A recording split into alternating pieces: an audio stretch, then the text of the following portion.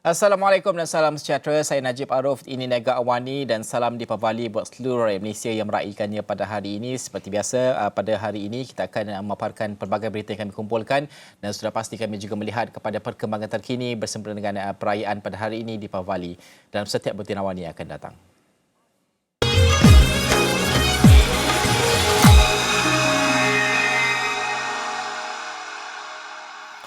Perdana Menteri Datuk Seri Ismail Sabri Yaakob mengucapkan selamat hari Deepavali kepada semua keluarga Malaysia beragama Hindu. Dalam titipan itu, beliau turut mendoakan semoga Pesta Cahaya tahun ini menjadi perayaan yang bermakna buat semua, diraihkan dengan penuh kesyukuran dan kegembiraan bersama ahli keluarga serta rakan taulan. Katanya dalam kenyataan, beliau turut menyeru agar keluarga Malaysia meraihkan persamaan dan mengenepikan perbezaan demi menjamin kestabilan serta kemakmuran negara. Berpaksikan nilai keterangkuman, kebersamaan dan kesyukuran, semoga rakyat dapat terus mengukuhkan perpaduan keluarga Malaysia yang merentasi bangsa, agama dan budaya. Beliau berharap budaya kunjung-mengunjung dan juga rumah terbuka pada Pesta Cahaya akan dapat mengukuhkan persaudaraan dalam semangat keluarga Malaysia.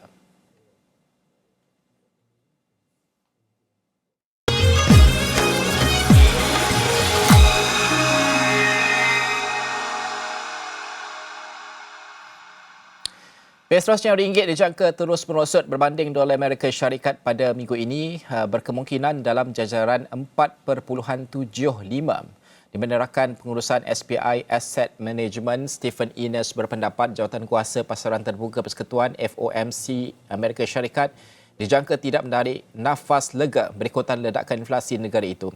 Sementara itu, Ketua Pegawai Pelaburan Principal Asset Management Berhad Asia Tenggara bagi Malaysia, Patrick Chang, beliau berkata unjuran ekonomi Malaysia terus mencabar berikutan pelabur telah mempertimbangkan potensi kepada kemelesetan ekonomi. Seorang lagi penganalisis pasaran berkata Bank Negara Malaysia BNM diramal akan menaikkan kadar dasar semalaman OPR sebagai pengukuh bertujuan melindungi nilai ringgit daripada terus merosot. Pada Jumaat, ringgit merosot berbanding dolar Amerika kepada 4.7380 berbanding 4.7025 pada minggu sebelumnya. Ia merosot berbanding dolar Singapura kepada 3.3144 daripada 3.3009 pada akhir minggu lepas dan susut berbanding euro pada 4.6139 berbanding 4.5741. Bagaimanapun, ringgit meningkat berbanding pound Britain kepada 5.2677 dan naik berbanding yen Jepun kepada 3.1384.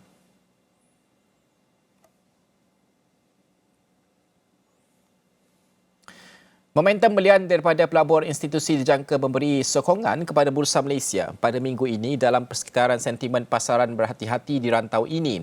Naib Presiden Penyelidikan Equity Rakuten Trades yang Berhad, Tuan Pak Leng menjangka FBM KLCI akan meneruskan aliran meningkatnya dalam julat 1430 hingga 1460 minggu ini dengan paras halangan segera pada 1470 dan paras sokongan pada 1400. Katanya pasaran equity global amat tidak menentu baru-baru ini. Berikutan pelabur bimbang ekonomi utama akan mengalami kemelesetan sebelum inflasi terkawal. Seorang lagi peniaga berkata pengumuman tarikh pengundian pilihan raya umum ke-15 PA2015 telah memberi sokongan kepada pasaran.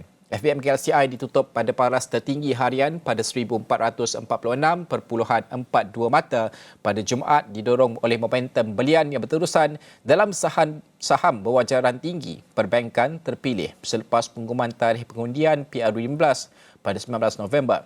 Pada asas Jumaat kepada Jumaat, FBM KLCI naik 63.95 mata kepada 1446.42 berbanding 1382.47 mata pada minggu sebelumnya. Dan Bursa Malaysia ditutup hari ini sempena cuti umum.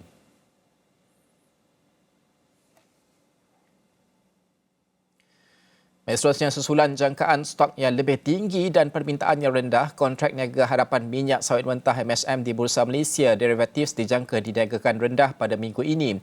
Peniaga minyak sawit David Ng mengunjurkan harga MSM diniagakan antara RM3,800 dan RM4,250 satu tan. Ketua Penyelidikan Komoditi Sunwin Group yang berpangkalan di Mumbai, Anil Kumar Bagani berkata, minggu ini pasaran MSM akan mempunyai minggu dagangan yang singkat berikutan cuti umum pada Isnin sempena Deepavali dan pembeli utama India juga akan bercuti sepanjang minggu tersebut. Selain itu, tumpuan minyak sawit pada minggu ini adalah terhadap pengecualian level ekspor minyak sawit Indonesia sama ada ia akan dilanjutkan selepas Oktober. Pada asas mingguan, niaga hadapan MSM untuk bulan semerta November 2022 menambah RM193 kepada RM3,979 satu tan. Disember 2022 meningkat RM219.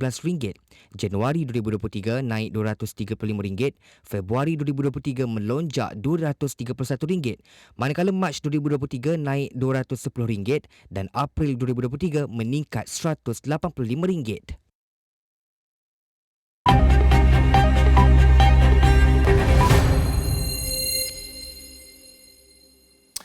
Okey, sudah pasti bermula 12.30 malam tadi kami sudah mengajukan soalan baharu kepada anda semua untuk anda lakukan undian anda sama ada anda berminat untuk membaca manifesto parti politik seperti tertera di kaca televisyen pada ketika ini.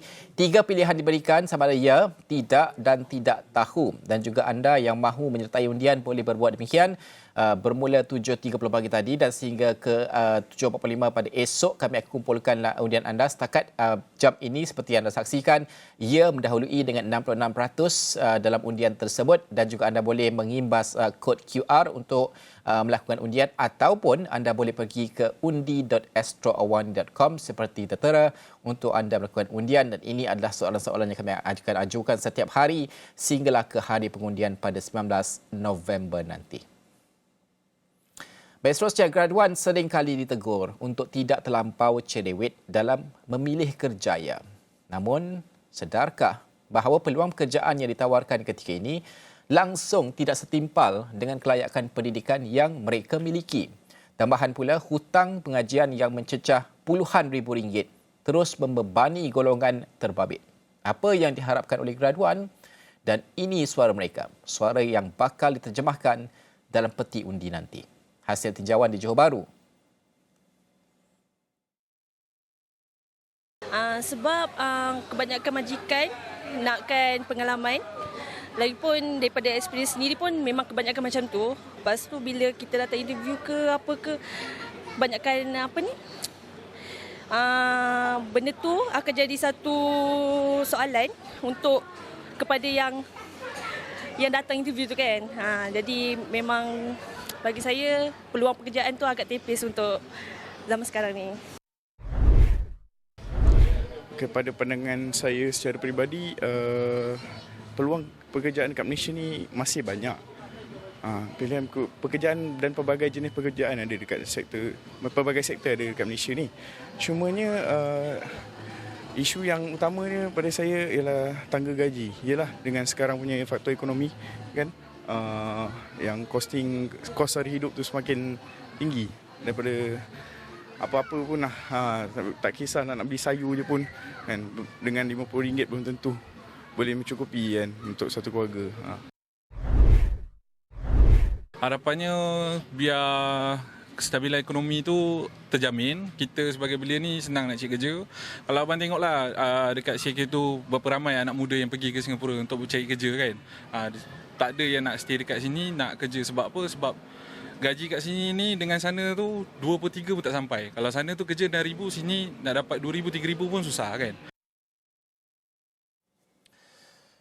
Sudah pasti pandemik COVID-19 memberi tamparan hebat kepada pemain industri pelbagai sektor susulan perkembangan ekonomi yang terbantut seketika. Kumpulan peniaga kecil tidak terkecuali apabila mengatakan kuasa membeli tidak sama seperti dahulu sekaligus merencatkan sumber pendapatan mereka yang tidak seberapa.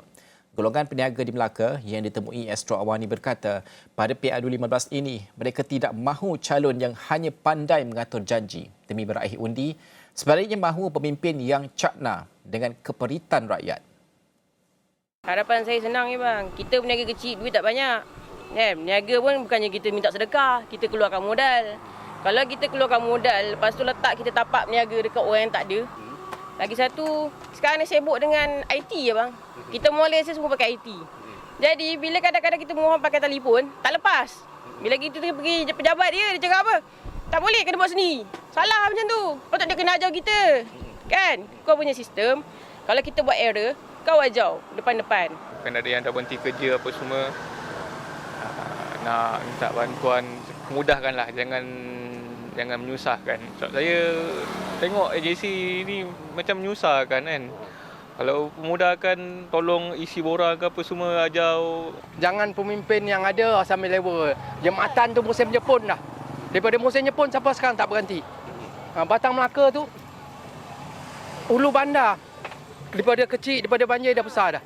Ni jembatan ni saya kena banjir 2 tahun lepas lah, 21, 3 kali 1 tahun banjir. Jembatan ni masa sempit.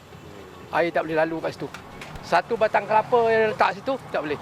Jadi satu YB pun tak pandang benda ni semua.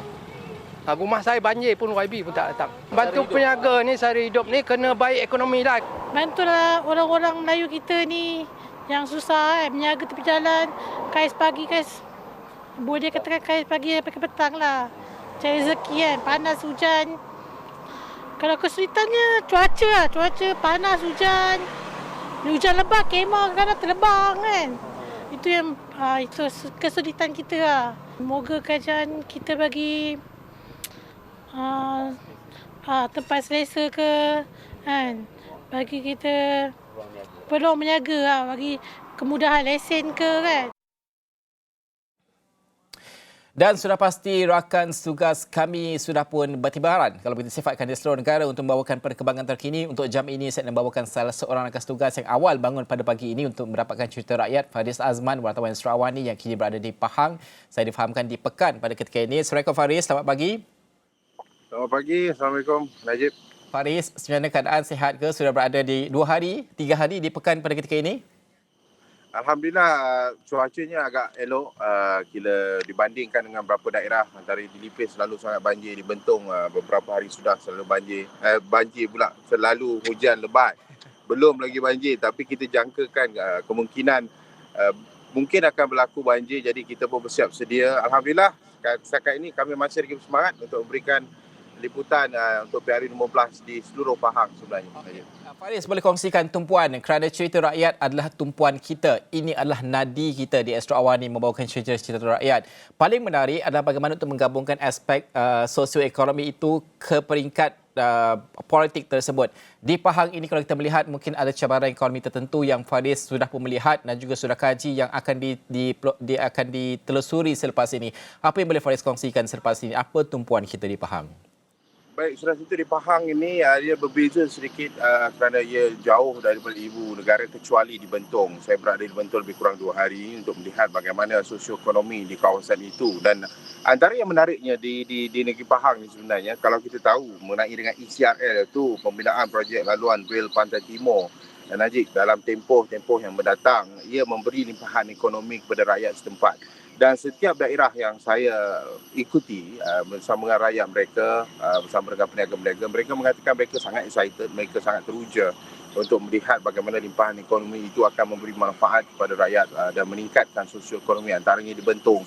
Kalau kita tahu di Pahang ini, ECRL ini terdapat 7 stesen, antaranya di Kuantan, di Kota Sas, di Paya Besar, antaranya di Bentong, Temeloh, di Maran. Jadi projek mega ini sedang dinanti-nantikan untuk diselesaikan. Kerana kita tahu setakat ini lebih kurang 28% sebenarnya Najib telah pun selesai, tetapi panjang lagi masanya. Tetapi rakyat negeri Pahang ini sudah tentu selain daripada ECRL juga mereka mahukan peluang pekerjaan yang lebih. Sebagaimana kalau kita dengar macam tadi di Melaka juga mereka mahukan bantuan-bantuan kepada rakyat khususnya dari sudut peluang pekerjaan yang mungkin boleh dilebihkan. Jadi sama juga, nada sama oleh suara rakyat di Pekan, di Bentong. Di Pekan ini antaranya isu seperti nelayan. Di mana nelayan dahulu, nelayan Pukat Bubu yang saya pergi semalam sampai ke petang. Kami pergi untuk mendengar sendiri rintihan mereka. Nelayan Pukat Bubu di Pekan ini sudah semakin kurang. Tetapi pada masa yang sama juga generasi baru, kalau kita tahu dari sudut nelayan, mereka tidak berapa minat untuk menjadi nelayan dan rata-rata mereka akan keluar daripada bandar antara di Pekan ini pergi ke ibu kota iaitu di Kuantan untuk bekerja kilang dan sebagainya.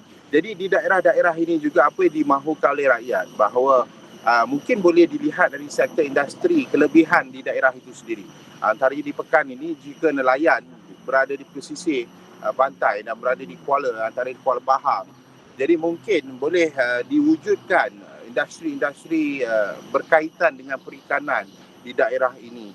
Di Bentong pula, kalau kita tahu Bentong sebenarnya kaya dengan halia sebenarnya, Najib. Jadi halia Bentong ini antara halia yang terbaik di dunia. Jadi industri halia itu ada, dan mungkin bagaimana untuk mengembangkan ia lagi sebagai memberi manfaat, antaranya memberi peluang pekerjaan yang lebih. Mungkin ada perkara-perkara yang boleh dilihat oleh pimpinan yang akan dipilih pada 19 November depan. Okey, Faris, kalau kita melihat bahawa pandemik COVID-19 apabila melanda Malaysia ini, semua orang serata Malaysia merasai kesan ini. Penduduk negeri Pahang sudah pasti merasakan selepas 2 tahun pun peningkatan kos, inflasi dan sebagainya, sudah pasti ini adalah realiti juga. Suara ini adakah sudah Faris dengari, dekati dan juga santuni? Apa yang mereka suarakan kepada Faris yang mereka harapkan dan juga mahukan menjadi tumpuan kepada setiap ahli politik bertanding untuk penyelesaian masa panjang? Okey, antaranya kos sara hidup sebenarnya, Najib. Kos sara hidup sangat-sangat menekan rakyat, sangat menekan peniaga. Kalau di Bentong, mereka mengatakan setiap hari kemungkinan harga itu naik. Mungkin kita tidak pergi ke pasar setiap hari, tetapi peniaga-peniaga ini mereka berdepan situasi itu. Sangat sukar untuk mereka sustain perniagaan mereka, dan Bentong itu adalah persinggahan, lokasi persinggahan sahaja. Bukanlah lokasi untuk orang berada di sana untuk beberapa hari, tapi untuk datang singgah dan makan, datang singgah dan untuk melihat di kawasan persekitaran sahaja. Tidak seperti di kalau kita tahu Bukit Tinggi atau Canberra Highland, mereka menginap dan limpahan ekonomi itu dapat.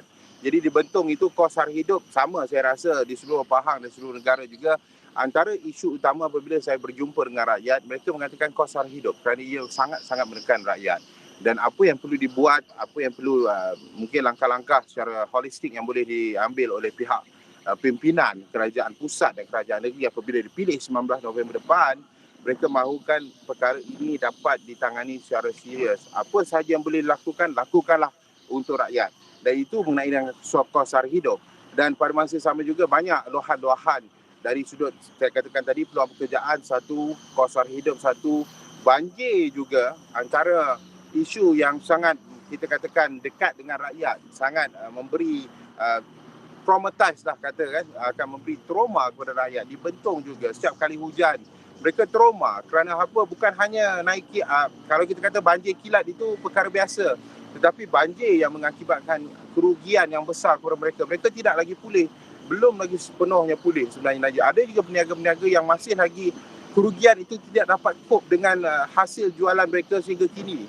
Jadi pandemik COVID-19 sudah memberi kesan, banjir juga memberi kesan. Jadi isu-isu besar ini bagi mereka, pemimpin-pemimpin yang akan bertanding dan akan dapat mandat rakyat itu perlu melihat ini perkara serius untuk ditangani agar ekonomi rakyat, agar rakyat juga berasa selesa di negeri Pahang ini.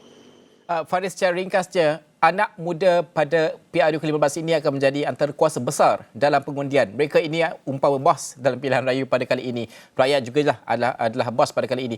Suara mereka di Pahang itu apa, antara sedikit kalau boleh pada kongsikan, apa yang mereka suarakan untuk anak muda? Mereka mahukan pembangunan yang lebih untuk warga belia. Mereka mahukan lebih, kita katakan, gig ekonomi mungkin lebih dipelopori oleh golongan-golongan ini. Dan mereka mahukan bahawa ruang dan peluang untuk mereka membuat bisnes, membuat sebagai seorang usahawan juga dipermudahkan. Dan mereka mahukan perubahan.